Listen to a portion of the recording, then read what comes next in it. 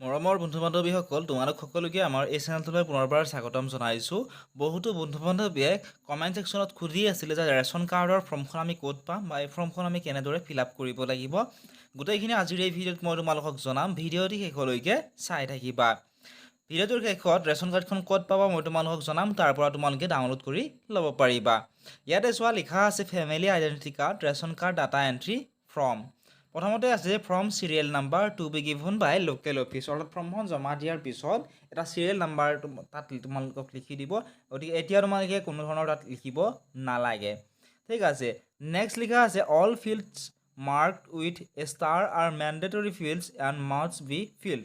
অৰ্থাৎ তোমালোকে চোৱাচোন এই card type, card number, name of head of family, ইয়াতে কাষত চোৱাচোন ষ্টাৰ মাৰ্কবিলাক দিয়া আছে। অৰ্থাৎ যিকেইটাত ষ্টাৰ মাৰ্ক দিয়া আছে সেইকেইটা ফিল আপ কৰাটো মেণ্ডেটৰী হয়, তোমালোকে ফিল আপ কৰিবই লাগিব। ঠিক আছে। এতিয়া প্ৰথমতে আছে কাৰ্ড টাইপ। কাৰ্ড টাইপৰ কাষত অপশ্যন আছে APL, BPL, AAY, MM, ASY। ইয়াতে তোমালোকে BPL বা APL তোমালোকে এপ্লাই কৰিব পৰা, BPL লিখি দিবা। ঠিক আছে। নেক্সট আছে card number applicable for existing card holders. অৰ্থাৎ এই ফৰ্মখনতে আকৌ ধৰা ফেমিলিত 4জন মেম্বাৰ আছে, 3জন মেম্বাৰৰ নামটো কাৰ্ডত আছে, এজন মেম্বাৰৰ নামটো কাৰ্ডত নাই। নতুনকৈ মেম্বাৰ এড কৰিবৰ কাৰণেও এই কাৰ্ডখনেই লাগিব, এই ফৰ্মখনেই লাগিব। গতিকে যিসকলে নতুনকৈ মেম্বাৰ এড কৰিব বিচাৰে তেওঁলোকৰ কাৰণে এই অপশ্যনটো।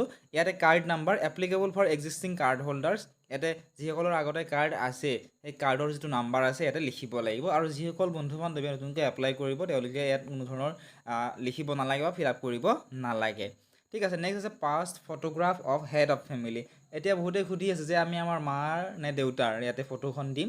গতিকে যিহেতু আজিকালি কাৰ্ডবিলাক ঘৰৰ ফেমিলিৰ যিগৰাকী মুখ্য তিৰোতা আছে, অৰ্থাৎ তোমালোকৰ মাৰ নামতে তোমালোকে ইয়াতে দিব লাগিব। গতিকে মাৰ ফটোখন দিবা। 1 নম্বৰত আছে particulars of the head of the family. প্ৰথমতে আছে name of head of family, অৰ্থাৎ তোমালোকে ইয়াতে তোমালোকৰ মাৰ নামতে তোমালোকে এপ্লাই কৰিবা, তোমাৰ মাৰ নামটো ইয়াতে লিখিবা। নেক্সট আছে মাদাৰ্ছ নেম। সেই তোমালোকৰ মাকৰ নামটো তাত লিখিবা। তাৰপিছত ফাদাৰ্ছ নেম, মাৰ দেউতাকৰ নামটো তোমালোকে তাত লিখি দিবা। নেক্সট স্পাউছ নেম, ইয়াতে তোমালোকে যিহেতু ওপৰত নেম অফ হেড অফ ফেমিলিত যিহেতু তোমালোকৰ মাৰ নাম লিখিলা, গতিকে স্পাউছ নেমত তোমালোকৰ দেউতাৰ নাম লিখিবা। নেক্সট জেণ্ডাৰ, যিহেতু মাৰ নামত তোমালোকে এপ্লাই কৰিবা, গতিকে ইয়াতে ফিমেল লিখিবা। ঠিক আছে। FEMALE। Next date of birth. Date of বাৰ্থটো তোমালোকে কিন্তু এনেই দি নিদিবা, তোমালোকে আধাৰ কাৰ্ডখনত চাই বা পান কাৰ্ডত চাই শুদ্ধকৈ তোমালোকে ডেট অফ বাৰ্থটো দিব লাগিব। আৰু এজ, যিখন তোমালোকৰ ভোটাৰ ID আছে, ভোটাৰ IDৰ মতে তোমালোকৰ বয়স কিমান হৈছে বা আধাৰ কাৰ্ডৰ মতে বয়স কিমান হৈছে, আধাৰ কাৰ্ডত চাইহে তোমালোকে এজটো দিবা। নেশ্যনেলিটিত তোমালোকে ইণ্ডিয়ান লিখিব লাগিব। লেণ্ডলাইন ফোন নাম্বাৰ, ইয়াতে নিলিখিলেও কোনো কথা নাই, ইয়াত ষ্টাৰ মাৰ্কো দিয়া নাই, আৰু লেণ্ডলাইন ফোন নাম্বাৰ হয়তো বহুতৰে নাথাকে। Next mobile number for SMS alerts. Mobile নাম্বাৰটো তোমালোকে দিবা। মোবাইল নাম্বাৰটো দিলে তোমালোকে তাত SMS লাভ কৰিবা, বিভিন্ন ধৰণৰ আপডেটসমূহ তোমালোকে তাত পাবা, যে কাৰ্ডখন হ'ল নে নাই বা এনেকুৱা ধৰণৰ বিভিন্ন ধৰণৰ আপডেট তোমালোকে তাত পাই থাকিবা। বেংক একাউণ্ট নাম্বাৰ তোমালোকৰ মাৰ একাউণ্ট নাম্বাৰটো দি দিবা। বেংক নেম এণ্ড ব্ৰাঞ্চ, অৰ্থাৎ তোমালোকে যিটো একাউণ্ট নাম্বাৰ তাত লিখিলা সেইটো একাউণ্ট কোনটো বেংকৰ আৰু কোনটো ব্ৰাঞ্চৰ। এটা বেংকৰ বিভিন্ন ব্ৰাঞ্চ থাকে, গতিকে তোমালোকৰ যিটো ব্ৰাঞ্চ হয় সেই ব্ৰাঞ্চটোৰ নাম আৰু বেংকটোৰ নাম লিখিবা। যিহেতু ইয়াত ঠাই কম আছে, বহুতো বন্ধু বান্ধৱে এইটো কুৱেশ্যন সুধি থাকে যে ঠাই কম আছে আমি কেনেকৈ গোটেই নামটো লিখিম। যেনে চোৱা, ষ্টেট বেংক অফ ইণ্ডিয়া আমি চমুকৈ লিখিব পাৰোঁ SBI, bank of India BOI, এনেকুৱা ধৰণে শ্বৰ্ট ফৰ্মত লিখি BOI লিখি বা SBI লিখি কমা এটা দিবা, দি তাত তোমালোকে এই যিটো ব্ৰাঞ্চৰ নাম আছে ব্ৰাঞ্চৰ নামটো লিখিবা। তাৰপিছত আছে জব কাৰ্ড নাম্বাৰ। বহুতৰে জব কাৰ্ড আছে যিসকলে গাঁও অঞ্চলত বসবাস কৰে। জব কাৰ্ড যদিহে আছে জব কাৰ্ডৰ নাম্বাৰটো দিবা। জব কাৰ্ডৰ নাম্বাৰটো দিলে ভাল, জব কাৰ্ড থাকিলে দি দিবা, আৰু যদিহে নাই নিদিলেও কোনো কথা নাই, কাৰণ জব কাৰ্ড থকা সকলোকে এই যিখন ৰেচন কাৰ্ড সেইখন ৰেচন কাৰ্ড দিয়ে, গতিকে জব কাৰ্ড থাকিলে বেছি ভাল। নেক্সট আছে BPL serial number for BPL applicants. যদিহে আছে তোমালোকে দিবা, নাথাকিলে কোনো কথা নাই, দিব নালাগে, কাৰণ ইয়াত মেণ্ডেটৰী নহয়, ষ্টাৰ মাৰ্ক দিয়া নাই। 1 নম্বৰৰ ইয়াত দিছিলে প্ৰেজেণ্ট এড্ৰেছ। ইয়াতে তোমালোকে বৰ্তমান য'ত থাকা, যিহেতু তোমালোকে অসমৰে বাসিন্দা, গতিকে ষ্টেটত আছাম লিখিবা, ডিষ্ট্ৰিক্টখনৰ নাম লিখিবা, তোমালোকৰ যিখন ডিষ্ট্ৰিক্টৰ বাসিন্দা, চাব ডিভিজন, তোমালোকৰ যিটো চাব ডিভিজনৰ অন্তৰ্গত চাব ডিভিজনটো লিখিবা, চাৰ্কুলৰ নামটো লিখিবা, কোনটো চাৰ্কুলৰ অন্তৰ্গত। নেক্সট ৰুৰেল, গাঁও অঞ্চলত থাকি ৰুৰেল লিখিবা, আৰু নহ'লে আৰবান লিখিবা। ঠিক আছে। যদি গাঁও অঞ্চলত নাথাকা, অৰ্থাৎ চমুকৈ তোমালোকে R বা U লিখিবা। ৰুৰেল হ'লে R আৰু আৰবান হ'লে U। নেক্সট আছে ব্লক, তোমালোকে যিটো ব্লকৰ অন্তৰ্গত সেই ব্লকটোৰ নাম লিখিবা। মনত ৰাখিবা শুদ্ধকৈ লিখিবা কিন্তু যিখিনি লিখা, ভুল কৰি নিলিখিবা আৰু কটাকটি নকৰিবা। তাৰপিছত আছে জিপি মানে হৈছে গাঁও পঞ্চায়ত। যদি যিহেতু গাঁৱত থাকিলে গাঁও পঞ্চায়ত হ'ব আৰু চহৰত থাকিলে টাউন বা VCDC এনেকুৱা ধৰণৰ হ'ব। গতিকে টাউন VCDC বা গাঁও পঞ্চায়তৰ নামটো তোমালোকে লিখিবা। কিন্তু যদি গাঁও পঞ্চায়তৰ নাম লিখা সৰুকৈ তোমালোক কলমেৰে জিপিৰ ওপৰত সৰুকৈ টিকমাৰ্ক এটা দি দিবা, বা টাউনৰ নামটো লিখিলে টাউনৰ ওপৰত সৰুকৈ টিকমাৰ্ক এটা দি দিবা। নেক্সট আছে ভিলেজ বা ৱাৰ্ড। যদি গাঁও অঞ্চলত থকা গাঁওখনৰ নাম লিখিবা, আৰু যদি চহৰ অঞ্চলত থকা ৱাৰ্ড নাম্বাৰটো থাকে চহৰ অঞ্চলবিলাকত, গতিকে ৱাৰ্ড নাম্বাৰটো তোমালোকে তাত দিব লাগিব। নেক্সট আছে status of residence, own house or rented house. অৰ্থাৎ তোমালোকে হয়তো নিশ্চয় জানা যে ৰেচন কাৰ্ডৰ কাৰণে তোমালোকে অসমৰ যিকোনো ঠাইৰ পৰা এপ্লাই কৰিব পাৰা। বহুতেই গাঁও অঞ্চলৰ বাসিন্দা কিন্তু কাম বিচাৰি চহৰ অঞ্চললৈ যায়। গতিকে চহৰ অঞ্চললৈ গ'লে নিজৰ তাত ঘৰ বাৰী নাথাকে, গতিকে কি কৰিব লাগে, আনৰ ঘৰত ভাড়াতীয়া হিচাপে থাকিব লাগে। গতিকে যদিহে তোমালোকে ভাড়াতীয়া হিচাপত থাকা, তোমালোকে ৰেণ্টেড হাউচত টিকমাৰ্ক দিব লাগিব। আৰু যদি নিজৰ ঘৰত থাকা, তোমালোকে অ'ন হাউচ বুলি লিখিবা। ঠিক আছে। আৰু মনত ৰাখিবা যে যিখিনি ঠাইৰ পৰা তোমালোকে এপ্লাই কৰা, যদি গুৱাহাটীত আছা গুৱাহাটীত তোমালোকে কাৰ্ডখন বনাই ল'ব পাৰিবা। গতিকে গুৱাহাটীত থাকিলে যদিও তোমালোকৰ গাঁৱত তোমালোকৰ নিজৰ ঘৰৰ মাটি আদিবোৰ আছে, তেতিয়াহ'লেও তোমালোকে কিন্তু ৰেণ্টেড হাউচতে টিক কৰিবা। ঠিক আছে। এইবোৰ কাৰণতে কিন্তু বহুতৰে এপ্লিকেশ্যনবিলাক ৰিজেক্ট হয়। ভুল নকৰিবা তোমালোকে। নেক্সট আছে নেম অফ হাউচ অনাৰ ফৰ ৰেণ্টেড হাউচ। যদি ৰেণ্টেড হাউচত থাকা আৰু ভাড়া ঘৰত থাকা, তেতিয়াহ'লে ভাড়া ঘৰৰ যিজন মালিকৰ নামটো লিখিব লাগিব। নেক্সট আছে লেণ্ডমাৰ্ক, লোকেলিটি, কলনি। তোমালোকে কলনিৰ নাম যদি জানা, কলনিৰ নামটো লিখিবা। লোকেলিটি অৰ্থাৎ তোমালোকৰ ওচৰৰ যিকোনো ৰোডৰ নাম বা লেণ্ডমাৰ্ক যদি কিবা আছে, এনেকুৱা ধৰণে তোমালোকে লিখি দিব পাৰা। নেক্সট পিন নাম্বাৰটো তোমালোকে শুদ্ধকৈ দিবা। তাৰপিছত আছে চেঞ্চাছ হাউচ নাম্বাৰ। যদি জানা তোমালোকে লিখিবা, নাজানিলে লিখিব নালাগে। নেক্সট আছে 1 নম্বৰৰ বি। বহুতো বন্ধু বান্ধৱীৰ এইটোতে প্ৰব্লেম হয়। গতিকে ইয়াত লিখা আছে চোৱা, election data as per voter list. Voter লিষ্টৰ মতে ইলেকশ্যন ডাটা, যেনে চোৱা লোকসভা কনষ্টিটুৱেঞ্চি কোনটোৰ অন্তৰ্গত, এছেম্বলি কনষ্টিটুৱেঞ্চি কোনটোৰ অন্তৰ্গত লিখিব লাগিব। ইয়াৰ অফ ভোটাৰ লিষ্ট ইয়াতে লিখিব লাগিব। নাম্বাৰ অফ পুলিং ষ্টেচনৰ নাম্বাৰ এটা থাকে, সেইটো লিখিব লাগিব। নেম অফ পুলিং ষ্টেচনৰ যিটো নাম আছে, তোমালোকে য'ত তোমালোকে ভোট দিয়া, সেই ভোট দিয়া পুলিং ষ্টেচনটোৰ নাম লিখিব লাগিব। নেক্সট আছে serial number under polling station as per voter লিষ্টৰ অনুসৰি দিব লাগিব। নেক্সট আছে হাউচ নাম্বাৰটো তোমালোকৰ যিখন তোমালোকৰ ভোটাৰ লিষ্ট থাকে, ভোটাৰ লিষ্টত তোমালোকৰ হাউচ নাম্বাৰটো থাকে, তাত তোমালোকে চাই লিখিব লাগিব। এতিয়া বহুতেই সুধি থাকে কমেণ্ট ছেকশ্যনত, আগৰ ভিডিঅ'কেইটাতো সুধিছিলে যে লোকসভা কনষ্টিটুৱেঞ্চি মানে কি, বা এনেকুৱা ধৰণৰ বহুতো কুৱেশ্যন সুধি থাকে 1 নম্বৰৰ বি ৰিলেটেড। তোমালোকে মোক সোধাতকৈ তোমালোকৰ ওচৰৰ এজন গাঁওবুঢ়া আছে, গাঁওবুঢ়াজনক সুধি ল'বা, তেওঁৰ ওচৰত ভোটাৰ লিষ্টখনো থাকে। তাত তোমালোকে চাই তোমালোকে ধুনীয়াকৈ তেওঁ বুজাই দিব, গোটেইখিনি তোমালোকে লিখিব পাৰিবা। যিহেতু মই ইয়াত কোনোবা এখন নিৰ্দিষ্ট ডিষ্ট্ৰিক্টৰ তোমালোক কৈ দিলে তোমালোকৰ ভুল হ'ব। ঠিক আছে। এইখিনি তোমালোকৰ গাঁওবুঢ়াজনৰ সহায় লৈহে ফিল আপ কৰিবা। 1 নম্বৰৰ চিট আছে পাৰ্মানেণ্ট এড্ৰেছ। ইয়াত লিখা আছে চোৱা, if permanent address and present address are same, tick check box. যদিহে তোমালোকৰ পাৰ্মানেণ্ট এড্ৰেছ আৰু প্ৰেজেণ্ট এড্ৰেছটো একেই হয়, অৰ্থাৎ তোমালোকে যিটো 1 নম্বৰ এড লিখিলা প্ৰেজেণ্ট এড্ৰেছ, অৰ্থাৎ য'ত তোমালোকে থাকা, আৰু পাৰ্মানেণ্ট এড্ৰেছ তোমালোকৰ যদি একেই হয়, অৰ্থাৎ তোমালোকে যদি গাঁও অঞ্চলতে থাকা, তাতে তোমালোকে কাৰ্ড বনাব বিচৰা, তাত তোমালোকে ইয়াৰ পাৰ্মানেণ্ট এড্ৰেছত টিক মাৰ্ক দিলেই হ'ল। যদিহে তোমালোকে গাঁও অঞ্চলত তোমালোকৰ ঘৰ, কিন্তু চহৰ অঞ্চলত তোমালোকে থাকা, তেতিয়াহ'লে পাৰ্মানেণ্ট এড্ৰেছ আৰু প্ৰেজেণ্ট এড্ৰেছটো বেলেগ বেলেগ হ'ব।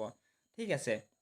এতিয়া পাৰ্মানেণ্ট এড্ৰেছটোত কি হ'ব, গাঁও অঞ্চলৰ তোমালোকে ডাটাখিনি দিব লাগিব। গাঁৱৰ যিখন ডিষ্ট্ৰিক্টৰ গাঁও, ব্লক, সেইখিনি লিখিব লাগিব। আৰু প্ৰেজেণ্ট এড্ৰেছ হ'লে য'ত তোমালোকে বৰ্তমান থাকা, তোমালোকে যদি গুৱাহাটীত যোৱা বা আন ক'ৰবাত ঠাইত গৈ কিবা কাম কৰি আছা, তেতিয়াহ'লে ইয়াতে এইখিনি লিখিব লাগিব। ঠিক আছে। নেক্সট আছে প্ৰফেশ্যনেল ডিটেইলছ, অকুপেশ্যন। অৰ্থাৎ তোমালোকে কি কৰা লিখিবা। যিহেতু মাৰ নামত কৰিবা, গতিকে অকুপেশ্যনত লিখিব পৰা হাউচ ৱাইফ। নেক্সট আছে total annual income. Annual income কিন্তু মনত ৰাখিবা 2 লাখতকৈ অধিক শ্ব' নকৰিবা। যদিও তোমালোকৰ এনুৱেল ইনকাম বেছি, 2 লাখতকৈ অধিক শ্ব' কৰালে কিন্তু তোমালোকৰ ৰিজেকশ্যন হ'ব পাৰে। পাৰিলে তোমালোকে 1,50,000ৰ পৰা 1,90,000 95,000 মানৰ ভিতৰত তোমালোকে যিকোনো এটা এনুৱেল ইনকাম লিখি দিবা। নেক্সট আছে LPG গেছ কানেকশ্যন ডিটেইল। যদি তোমালোকৰ LPG গেছৰ কানেকশ্যন আছে, এতিয়া বহুতেই সুধিব আমাৰ সকলোৰে আজিকালি গেছ থাকে। এনেকুৱা নহয়, মই বহুত গাঁও অঞ্চলত দেখিছোঁ বহুতৰে LPGৰ কানেকশ্যন এতিয়ালৈকে নাই। যিসকলৰ আছে, তোমালোকে গেছ কানেকশ্যনৰ ষ্টেটাছ, যদি গেছ কানেকশ্যন আছে, বৰ্তমান ষ্টেটাছ কেনেকুৱা, এভেইলেবল হৈ আছে নে নট এভেইলেবল। ইয়াতে তোমালোকে যদি এভেইলেবল আছে, তোমালোকে এভেইলেবল লিখিবা, যদি নাই নট এভেইলেবল লিখিবা। আছে গেছ কোম্পানী নাম, কোনটো গেছৰ এটা কোম্পানী থাকে, সেই কোম্পানীটোৰ অন্তৰ্গত, সেই কোম্পানীটোৰ নাম লিখিবা। যিখন গেছৰ কাৰ্ড থাকে, তাত কোম্পানীটোৰ নাম লিখা থাকে। তাৰপিছত এজেঞ্চিৰ নাম এটা থাকে, কাৰ্ডখনতে পাবা এজেঞ্চিৰ নামটো, আৰু এটা কনজিউমাৰ নম্বৰ থাকে। সেই কনজিউমাৰ নাম্বাৰটো তোমালোকে কাৰ্ডখনত গোটেইখিনি ডিটেইলছ পাবা, কাৰ্ডখন চাই ধুনীয়াকৈ ফিল আপ কৰিবা। নেক্সট আছে for existing family identity card, ration card holders only, অৰ্থাৎ তোমালোকে যিহেতু নতুনকৈ এপ্লাই কৰিবা, তোমালোকে এই 4 নম্বৰটো তোমালোকে ফিল আপ কৰিব নালাগে। যিসকলে আগতেই ৰেচন কাৰ্ড আছে, নতুনকৈ তেওঁলোকে মেম্বাৰ এড কৰিব, তেওঁলোকে এইখিনি ফিল আপ কৰিব লাগিব। ঠিক আছে। নেক্সট হোৱা 5 নম্বৰ for new family identity card ration card applicants, আৰু তোমালোকে যেতিয়া নতুনকৈ এপ্লাই কৰিবা ইয়াতে 5 নম্বৰটো তোমালোকে ফিল আপ কৰিব লাগিব। ইয়াতে চোৱা এই নম্বৰত আছে detail particulars about place of birth of the applicant. ইয়াতে তোমালোকৰ মাৰ ডিটেইলছখিনি দিবা, অৰ্থাৎ state,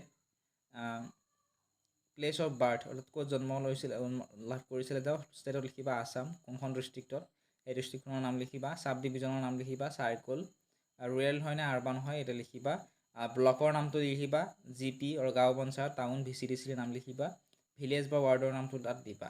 next of signs when the applicant in residing in his present address, মনত ৰাখিবা 5 নম্বৰটো ফিল আপ কৰোঁতে ইয়াত কি সুধিছে বাৰবাৰ মই কৈ দিছোঁ তোমালোকক, details particulars about place of birth of the applicant, অৰ্থাৎ তোমালোকৰ মাৰ নামত যিহেতু কাৰ্ডখন বনাবা, তোমালোকৰ মাৰ তোমালোকৰ ক'ত জন্ম লাভ কৰিছে, কোনখন ডিষ্ট্ৰিক্টত, যেনে ধৰা নলবাৰীত তোমালোকৰ মা যদি জন্ম লাভ কৰিছিলে, তোমালোকৰ মা বিয়া হৈ কামৰূপত আহিলে, গতিকে ইয়াতে তোমালোকৰ এই নলবাৰীত জন্ম হোৱা বুলি ইয়াতে ডিষ্ট্ৰিক্টখনৰ নাম লিখিব লাগিব, চাব ডিভিজনৰ নাম লিখিব লাগিব, চাৰ্কল, এইখিনি ডিটেইলছ তোমালোকে মনত ৰাখিবা। বহুতেই ভুল কৰি যে তোমালোকৰ মা বৰ্তমান য'ত আছে সেই ডিটেইলছখিনি দি দিয়ে, গতিকে তেনেকুৱা নহয়, তেনেকুৱাকৈ দিলে ভুল হ'ব।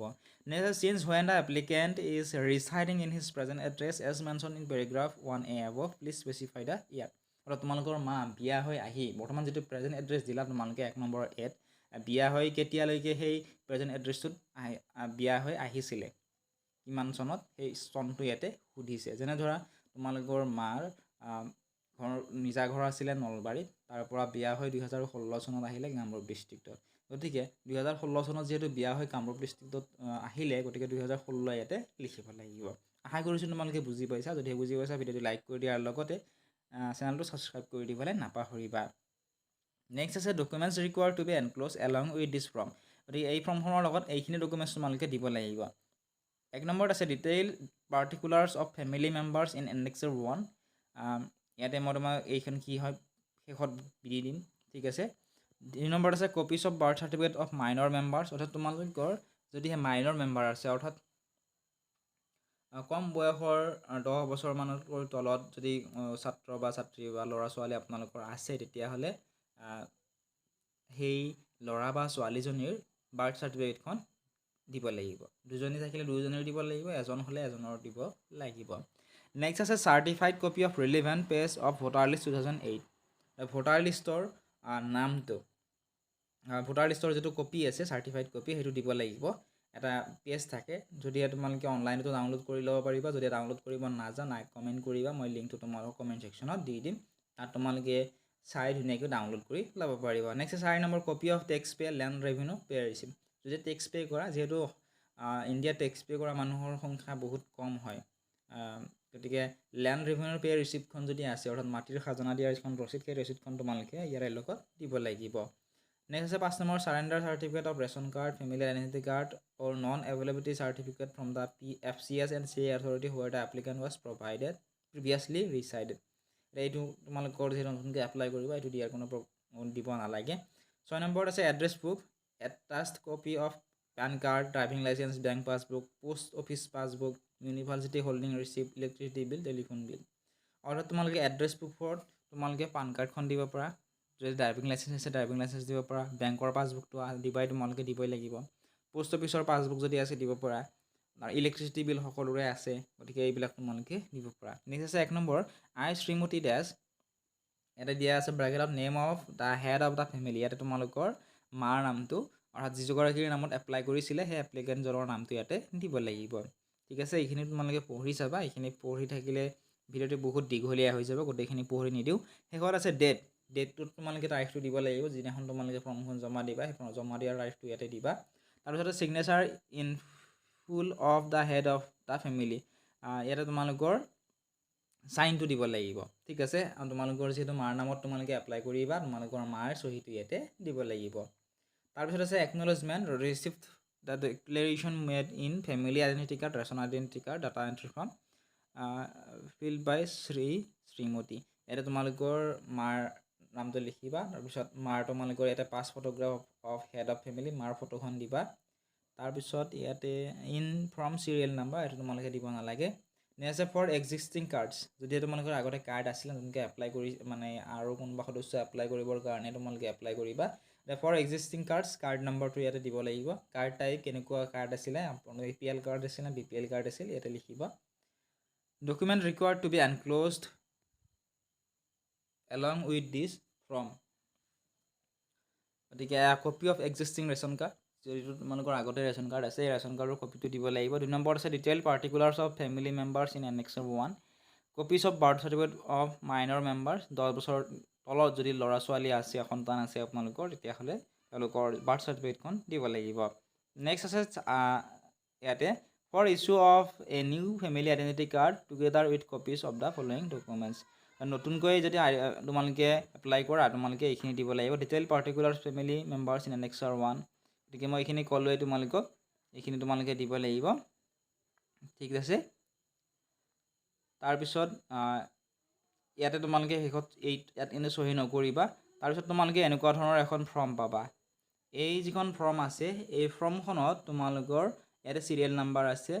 তাৰপিছত ইয়াতে তোমালোকৰ ফেমিলিৰ যিমানকেইজন সদস্য আছে অৰ্থাৎ তোমালোকৰ মা দেউতাৰ যিকেইজন সন্তান আছে গোটেইকেইজনৰ ফেমিলিৰ পৰিয়ালৰ যিমানকেইজন সদস্য আছে গোটেইকেইজনৰ ফটো ইয়াতে দিব লাগিব। তাৰপিছত আছে name of the family members, ফটোখন দিয়াৰ পিছত ইয়াত যে 3 নম্বৰ বুলি আছে 3 নম্বৰ তাত তোমালোকৰ নামকেইটা লিখিব লাগিব। ঠিক আছে। যদি ইয়াতে মাৰ ফটোখন দিয়া তেতিয়াহ'লে মাৰ নামটো লিখিবা, দেউতাৰ ফটোখনৰ কাষত দেউতাৰ নামটো লিখি দিবা। আৰু জেণ্ডাৰ লিখিবা, যদি ছোৱালী হয় ফিমেল লিখিবা আৰু ল'ৰা হয় মেল লিখিবা। ইয়াত যিহেতু ঠাই কম আছে চমুকৈ M আৰু F লিখিবা। M এ মেল বুজাব, F এ ফিমেল বুজাব। ডেট অফ বাৰ্থটো তোমালোকে পান কাৰ্ড যদি আছে বা ডেট অফ বাৰ্থ চাৰ্টিফিকেট যদি আছে, সৰু ল'ৰা ছোৱালীয়ে বাৰ্থ চাৰ্টিফিকেটত চাই ডেট অফ বাৰ্থটো লিখিবা। এজটো লিখিবা, এজটো তোমালোকে আধাৰ কাৰ্ড নিশ্চয় সকলোৰে বনাইছা, আধাৰ কাৰ্ডত চাই এজটো দিবা। নেক্সট আছে voter serial number for adult members only, অৰ্থাৎ 18 বছৰৰ ওপৰত যিকেইজন ব্যক্তি আছে তেওঁলোকৰ নিশ্চয় ভোটাৰ কাৰ্ড আছে। সেই ভোটাৰ কাৰ্ডৰ যিটো নাম্বাৰ থাকে এটা নাম্বাৰ থাকে, সেই নাম্বাৰটো ইয়াতে দিব লাগিব। তাৰপিছত ফাদাৰ্ছ নেম, তেওঁলোকৰ দেউতাকৰ নামটো লিখিব। যেনে তোমালোকৰ ইয়াতে যদি 1 নম্বৰত তোমালোকৰ মাৰ ফটোখন দিছিলা তেতিয়াহ'লে মাৰ দেউতাকৰ নাম লিখিবা। ঠিক আছে। তেনেকুৱা 2 নম্বৰত যদি দেউতাৰ ফটোখন দিছা দেউতাৰ দেউতাকৰ নাম লিখিবা, বা তোমাৰ যদি ফটোখন দিছা তোমাৰ দেউতাৰ নাম ইয়াতে লিখিবা, এনেকুৱা ধৰণে। ঠিক আছে। তাৰপিছত মাকৰ নামকেইটা ইয়াতে লিখি দিবা, প্ৰত্যেকৰে মাকৰ নাম। স্পাউছ নেম হাজবেণ্ড ৱাইফ, অৰ্থাৎ মাৰ নামৰ কাষত তোমালোকে ইয়াতে তোমালোকৰ দেউতাৰ নামটো লিখিবা, হাজবেণ্ড ৱাইফৰ নামটো ইয়াতে লিখিব লাগিব। নেক্সট ৰিলেশ্যনশ্বিপ উইথ এপ্লিকেণ্ট, ৰিলেশ্যনশ্বিপটো কেনেকুৱা এই এপ্লিকেণ্টজনৰ লগত, যেনে চন মাদাৰ চন। ঠিক আছে। এনেকুৱা ধৰণৰ ইয়াতে লিখিব লাগিব। নেশ্যনেলিটি তোমালোকে ইণ্ডিয়ান লিখিবা। এইখিনিয়ে আছিল আজিৰ এই ভিডিঅ'ত, কিন্তু মনত ৰাখিবা তোমালোকে শেষত এটা চাইন লাগিব, মই পাহৰি গ'লোঁ ক'ব। এই পেজটোৰ শেষত এটা চাইন আছে, signature in full of head of the family, ইয়াতে চাইনটো তোমালোকে দিবলৈ নাপাহৰিবা। যদি এই ভিডিঅ'টো চাই ভাল পাইছা ভিডিঅ'টো লাইক কৰি দিয়াৰ লগতে চেনেলটো ছাবস্ক্ৰাইব কৰি দিবলৈ নাপাহৰিবা। কুৱেশ্যন পেপাৰ এইখন যদি তোমালোকক লাগে তোমালোকে ডেছক্ৰিপশ্যনত দিয়া লিংকসমূহত ক্লিক কৰি আমাৰ Facebook page, WhatsApp channel, Telegram channel আদিসমূহত ফ'ল' কৰি ল'বা। তাত তোমালোকে ইয়াৰ PDF-টো পাবা। তাৰ পৰা তোমালোকে অনলাইনৰ দোকানত গৈ এইখন প্ৰিণ্ট আউট উলিয়াই লৈ তোমালোকে ফিল আপ কৰি তোমালোকে ওচৰৰ যি গাঁও পঞ্চায়ত আছে গাঁও পঞ্চায়তত জমা দিব লাগিব।